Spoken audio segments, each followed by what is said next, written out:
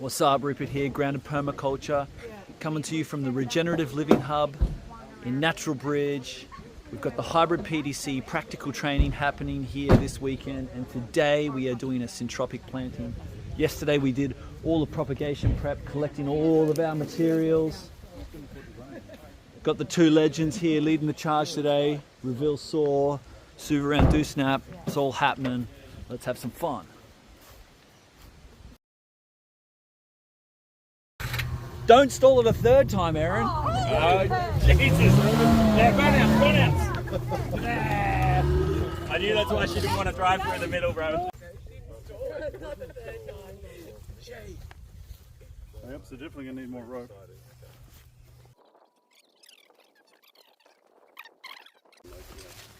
Alright, so this one, does anyone know what this is?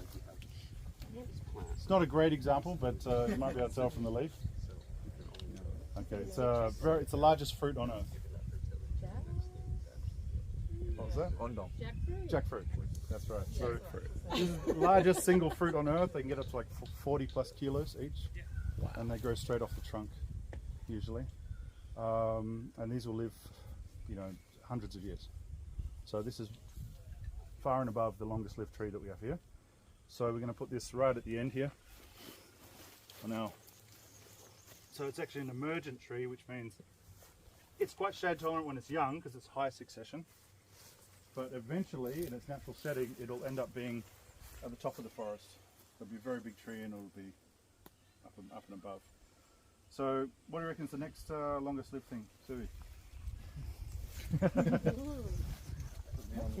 I'd probably say... Well, just so we have some consensus. this guy. No, sorry. Wrong one. I agree, yep. And the next one? What's that one? So this one is a black sapote. That's related to a persimmon. That's they call chocolate pudding fruit. This was texture. Yeah. See, Suvi knows. I already know my opinion on which one's the longest lived, and we're in agreement so far. So, while jackfruit is an emergent, the black sapote is like a medium strata, which means you can tolerate 40% shade and still be productive. So we'll put that up here. These are long-lived, and this is a longan tree. So these are high strata, which means they like full sun, but if they had a little bit of side shading, it's not going to be a problem. They're not like the emergent canopy is, when you look at the top of the forest, you'll see the canopy of the forest, and that will be something like a longan, the top layer, and then you have the emergent pop out above. So some of the emergents around here would be things like red cedar, or hoop pine, bunya nuts. You see them like way up above the top of the forest, like pointing out. So jackfruit will eventually do something like that. All of these three all have a central leader. They all have an upright growth habit. Because eventually they'll be big trees. All of them will be big trees without pruning management. And so we're going to place these first into our system so that we give them enough room. In 50 years' time, they'll be the main trees that'll be here, and most of the other ones will have already left the system. So it's important to put these in their right position first, and then we fill in around them. So that's right. So when we talk about strata, it's not necessarily about the height of the plant. It is for its stage in succession. An emergent will always be the tallest thing in the system, but it's about the amount of light they need. So an emergent can't tolerate shade, especially like a low succession emergent like corn, sunflowers. If they get shading at all, you'll see that the yield will go way down. Like you see corn in full sun and it'll be this big, and with a little bit of shading over here, it'll be only this big and it'll be thin. As you get higher in succession, the emergents could be more shade tolerant because they'll spend half their life cycle in the understory until there's a gap in the canopy, and then they will shoot up. So like the jackfruit, that could sit in the shade, semi-shade for 5 or 10 years and not do much, and then there's like a storm comes through, knocks off a branch, the light comes in, and then it just takes off. So we'll move on to the next stage. Longer lived stuff. So where's our Dewsnap? Hey Rev, quick question. Is that also why something like avocado, which is regarded as medium high, it can spend half its life medium, and then once there's the gap, it'll fill out and be high? Yeah, and it's also there's a lot of, we talk about like 4 different strata for like as a beginner's level. There's emergent, high, medium, and low. But actually, in reality, nature doesn't fit in boundaries so easily. So there's actually many plants which really fit properly right on the boundary. So something like an avocado is medium high, because even though it will happily grow in the shade, if you want it to produce lots of fruit, it needs more sun. So, and the same thing with like coffee and chocolate, they'll quite happily grow at low strata, but in order to produce fruit, they need sun. So when we manage a system to produce more of these things, often what we'll have is a canopy that we can prune. So you'll let the canopy grow and then say 2 months before you expect it to flower, you'll do a big prune of the system, and it lets in lots of light, and you just put down lots of organic matter in the ground, and that will feed a flowering cycle, and everything will be more synchronized, and yeah, you've fed the soil and get a better crop. This is also quite a long-lived thing. We'll put this at the top as well. This is jaboticaba, the Brazilian. You've been eating those at breakfast. Yeah, so these are like a high succession fruit tree. This particular one is Sabara jaboticaba, and you know, if you get it to fruit in less than 7 years, you're doing pretty well. Locust, and these will come into production much faster, and they'll also not live as long. So a locust tree, I've had them fruit in like 3 or 4 years, and they'll continue to fruit for 15, 20, maybe 30 years tops if you looked after it really well, and then they'll just die of old age. Reville. So Wampi this is a citrus relative. Has kind of sweet sour fruits that grow in clusters like a grape. That's actually a citrus relative, and this is like a low, medium low strata that tolerate quite a lot of shade. What do you reckon about Reville? Medium or high? I'd probably say high. Yeah, that's what I think too. So I've got on my water tanks. Yeah, there's a native one in far north Queensland. You see in all the rainforests climbing up everything. So we have citrus trees, and they're usually like they're different between different species of citrus. I think some might even be high, like pomelos, like a medium high, because they need more sun. I think. That was hardy fruits. These will grow in like, probably haven't got enough circles here, so I'm just going to put them a bit lower, because these trees here will grow in like really harsh conditions. If you've got like rocky soil, poor soil, these will still grow.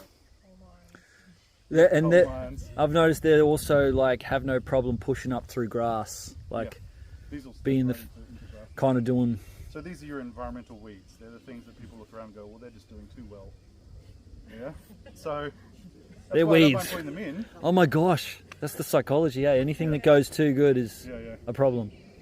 So I still plant them sometimes, but I'll plant them with other things that are going to take over.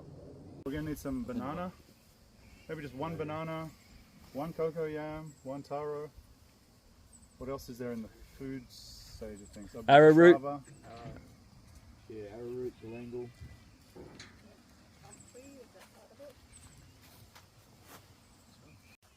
Making sure there's enough room for our really long-term stuff. We'll come all the way through till the placenta, just right in the center here. So we have things that only live 6 months to 12 months or less.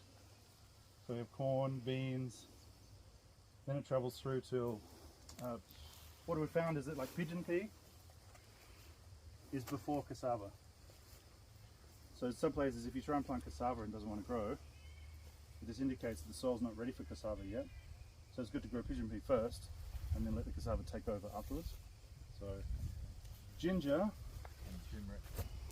and turmeric fit in here. Now, the ginger is known as a hungry crop, but in some soils, we actually just use them as a placenta, and they just grow so well. Like we tried to plant corn, didn't want to grow. We planted ginger, and we had a fantastic crop. But some soils are just a bit strange like that. So yeah, definitely try ginger. And turmeric is hardier than ginger. They like this red stuff. Yeah, they match this soil really well, and it's easy to harvest them from this.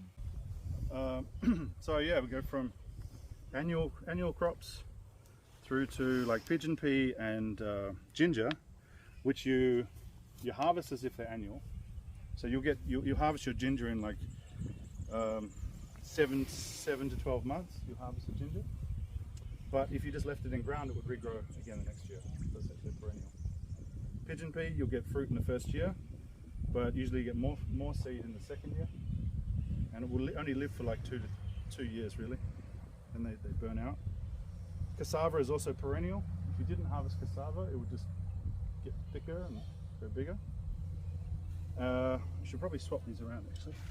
Canna is hardier than cassava, but they're in the same group, same region. Papaya is in this placenta 2 group. They're the seeds on the plate. They are not very long lived. Like in a colder climate like mine, it takes 2 years before they even start to produce. So my papaya trees might live 5 years. But in the tropics, when they're like growing them commercially, they're basically done within 2 years. First year they fruit. The second year they produce the bulk of production, and then you chop them down and start again. Taro. Taro is a medium strata, so it fits well with papaya. And then we start to move into these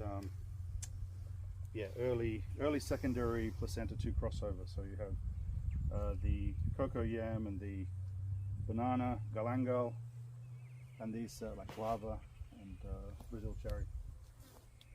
And then so that's all our productive species laid out in their order of succession.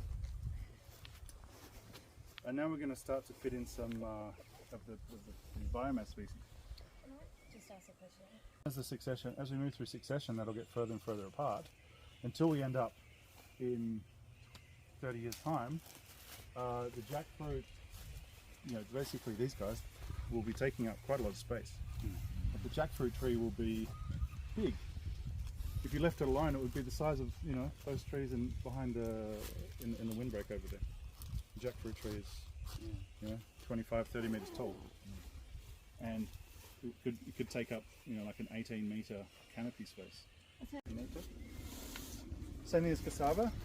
Well, they're both flour, aren't they? Really, so you can bake. They have all kinds of things. But these two, cassava and arrowroot, often we just use them to support other more delicious things. But if we ever run short of food, and then as you move around the spiral, you get to the next stage of succession. We have things like Reville robusta, silky oak, which would take the place of eucalyptus. It's slightly higher in succession than eucalyptus and longer lived in our systems. Tuckaroo, right? Yeah, so if you're in a frost-free climate, these will grow. The wildlife absolutely love these. In here we have some other things like white cedar. This is a super hardy tree. Like it's from the rainforest, but when I was crossing the Nullarbor on the train, and you stop at a place called Cook, I think, which is in the middle of the Nullarbor, which means no trees, place of no trees, and you've got white cedar growing out there in the desert. So these can handle like 45, 50 degree heat, but then they also live in the rainforest. So they're really good for like harsh climates, brittle climates. So you can plant these. They help to develop the microclimate. That allows other things to then come up underneath. So if you can irrigate, if you add manures and you use like inputs to improve the fertility, you can plant it all at once. But if you're doing an accumulation style, which is what Scott Hall and I work on, because we have limited resources. So what we do is we'll plant in phases. So we would plant this lower succession stuff first because it can handle the open conditions. Once it's created a microclimate, we'd come through into a pruning cycle, and then the conditions will have improved enough that we can then install these species. I've had some, when I was just beginning, I helped out do some installations in North Queensland, and we had a lot of losses of these expensive high succession species. Because we were just following what we've been taught, and then we realised this isn't enough. We can't do this. We have to wait. It's better if we plant this way 6 months. In which case? Now you and I are going to go another 2.5 metres along here, from here. So would you like to hold it steady? 2.5 metres.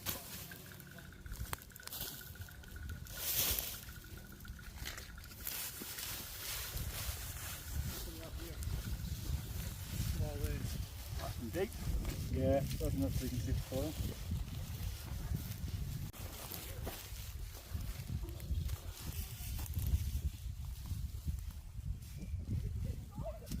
place it. Okay. Just going to plonk it there. We're going to put all the fruit trees in place first. Okay. And then we're going to put together a little consortium around them. And then we can actually plant those. Okay. 2 cassavas per fruit tree. Now we're going to go 2.5, 5, at 7.5 over there. We can place one of these, either the long end or the. So we got long ends, get 1, 2. Yeah. Jackfruit in this, giving the big trees enough space. So 1, 2. Then we got long end, which needs more sun, but we'll cast shade onto these. Or is this relinear? Do you want to plant ones that need more sun on your I think I'm going to plonk this Right. on a sunnier side. I think I'm going to put it right at the end actually. They'll enjoy the sun a little bit more and far enough away from the long tree. Got one space in the corner. Now, Wampy. Because they're doing Fruiting. Yeah, after the black coating.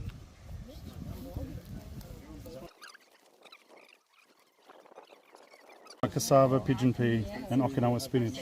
With each fruit tree. Which I think yeah, with each fruit tree. And then the bananas. Bananas, we're going to use the comfrey and crotalaria with the banana. And then all these other support trees are going to get some canna, some cocoa yam or taro. And then pigeon pea.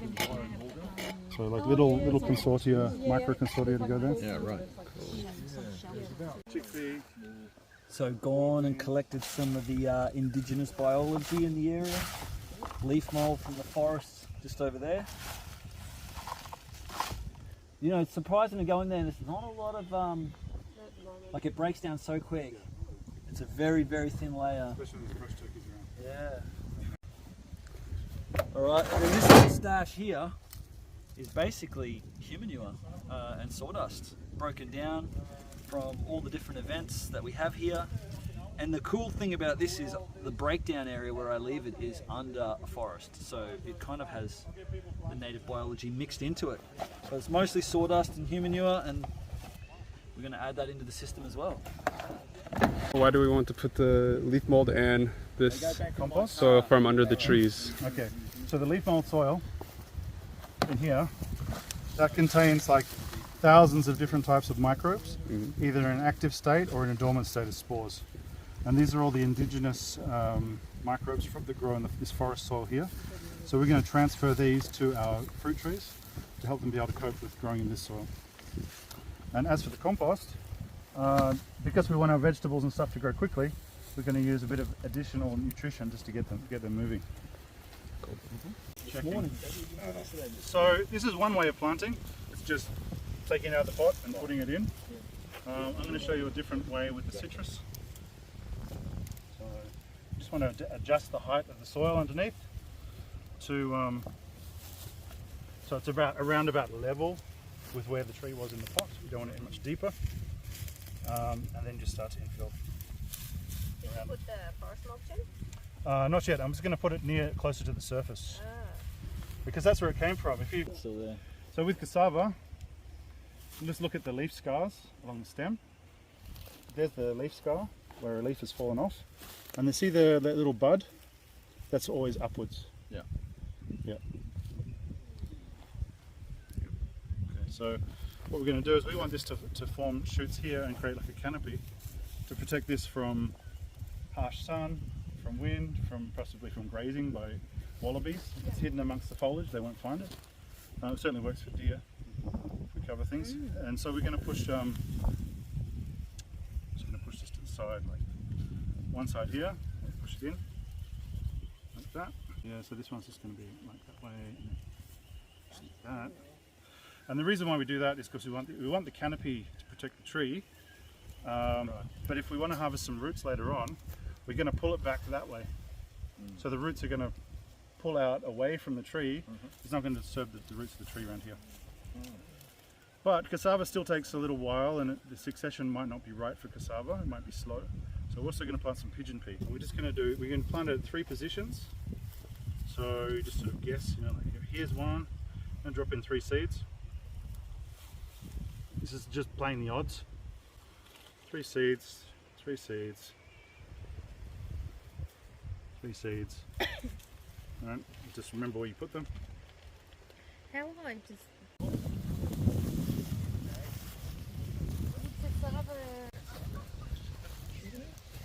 Just this side and this side, or just 4 directions? Yeah, just 3 kind of 3 holes in Just there. 3 yeah. Okay. Then we need another banana, not here, but there. So you've got 5 meters between bananas. Stuck underneath the mulberry trees, and they're getting shaded out. So that's what will happen here. The wampy and the black sapote will grow up and shade out the banana.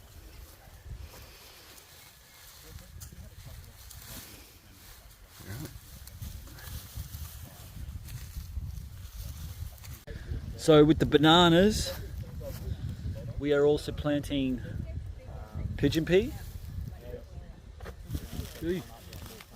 and crotalaria and comfrey, wherever the comfrey is. Comfrey with banana.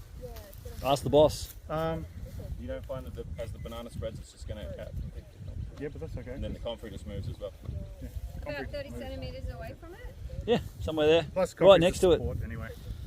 So we're going to open up this the same way as the banana. Do you know what to do with it? We're going to do the same thing with the crotalaria, the pigeon pea, comfrey if you've got it. We'll prioritise the comfrey with the banana. And then we're going to put a dragon fruit next to, on the south side of the Reville.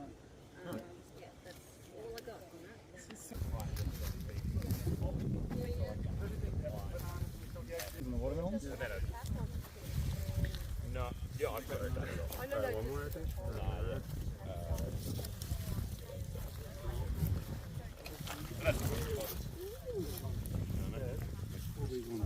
Oh yeah. Someone was saying And then that one goes. Oh, until I get onto him. Not yet, thank you. yeah, loving it. Like, yeah. It actually makes everything management harder. Well, that's what I was wondering. Because you might go, oh, there's all these fruit I don't want to prune. Okay, so let's let's put the dragon fruit in. Seem like a little bit wasteful, but actually when you think about what these trees do, the functions they'll perform, these will substitute organic matter that you'd have to import, like more sugarcane mulch. They'll substitute fertilizer that you would otherwise have to brought in. So when these only cost like $1 or $2 a tree, like just go hard on these, like plant many of them. So we're going to plant 2 more trees between each one of these and other things. So we're going to pick, say, one earlier succession tree, like for example, like a grevillea.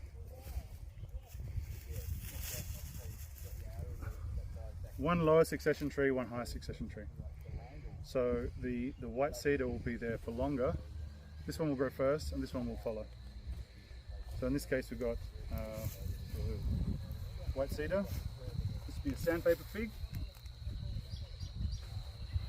And maybe like a bottle brush. So here we go. There'll be a native mulberry. And everything's all along the row. You never plant anything on the edges of the row? You can do. Okay. You absolutely can. So if we wanted to, we could do like a taro or cocoa yam or something like that, potatoes. Oh, yeah. Like, especially if we made these mulch rows a bit wider. This is quite narrow. What I'm looking for is I want at least 40 centimetres of thick mulch as a buffer, as a flank, to stop the weeds from coming in from the side. I like to really concentrate things down the middle until we form a canopy, and then you can start stepping outwards. And fill out the sides. And these ones in the middle you put in now, how long do you plan them to grow before you mulch them? Or they die off naturally? These will live longer than necessary. Yeah? Yeah. So we'll choose when to take them out, and we'll be guided by what these trees want to do. Okay. Yeah. So when you see this tree trying to grow, trying to push, Yep. you prune this one away Yep. and put that mulch around that tree. And then this will re-sprout strongly, and you do it again. and that means you don't have to import much fertilizer at all. Because this is really good at extracting nutrition from the soil. It's a much stronger tree than the citrus, so it can pull the nutrients from the soil into its own tissues. So we cut that and we feed it to the citrus. Here's a casuarina, just like a she oak, and then we'll put something like one of the other ones from the pot, a white cedar or a native mulberry or like a sandpaper fig next to that. You know, and then anything like Two silkies side by side. Huh? Oh, that doesn't matter. Because, okay, this is way over planting, but it's going to create this infestation effect, which is going to have a beneficial early stage effect on the way things grow. So you sort of saw before we started putting in these trees that everything's kind of comfortably spaced, and now we're going to overstack it. Dragon fruit. That's jackfruit. Yeah, a bit more independent. And you can pull them off that right. Okay. And so we're filling in the gaps now with watermelon. Yeah, placenta 1, which are all like short life cycle plants. And this will be our first harvest. This is where we get to taste the sweetness of the effort so far. So in 4 to 6 months we'll be eating pumpkins and watermelons. And then 6 months after that you'll be eating some cassava, you have some greens. Then you start to get some bananas. Then we'll start to get some, fruits will start to come in the next few years after that. Maybe after lunch. So it's one-time planting, many times harvest. Should we water these straight in? These seedlings probably, yeah.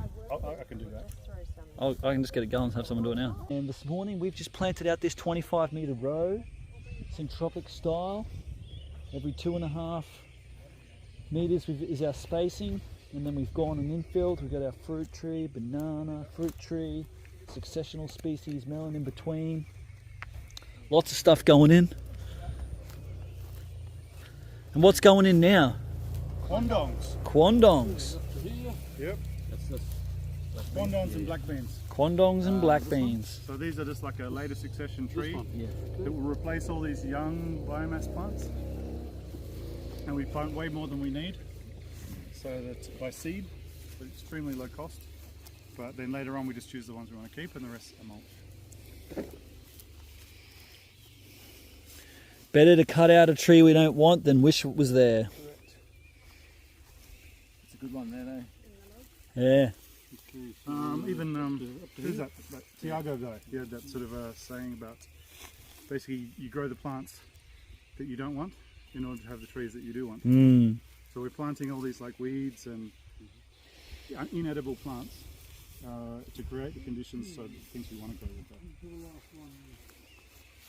I'm just looking for other things we can fill in. So we'll just push in some ginger either side of some trees. Okay. So you got a nice silky oak and it's like a macaranga growing there. And they're going to grow up and they're like an emergent, but there's nothing, not so much at the lower layer. Might be some pigeon peas come up. So we're just going to take some bits of ginger and just sort of push them in either side of these trees, and these will grow. So in they actually come up in say a month or so, and then by next winter have a clump of ginger. And the good thing about ginger, it tends to grow on the surface. So when you pull up your ginger, it won't really interfere with this tree much. Now galangal, you also want to be, it's also good to be on the edge of a bed. And the best way to harvest galangal is with a broad fork, because it roots really well. So you've got to get in underneath it and lift it. But have you all used galangal in cooking? Yeah. Have you had a smell of it? I haven't even heard of it. Okay, there you go. Bruise that up a bit and have a smell. Goes well with like, yeah, you can split it so you can get to the aromatic part. So it's like a woody ginger. Good like with barbecue chicken, or it's essential for like Southeast Asian cooking. Okay. Galangal. So we're just going to do it in between the arrowroot on the edge. On the edge. Creating that edge effect. Working here.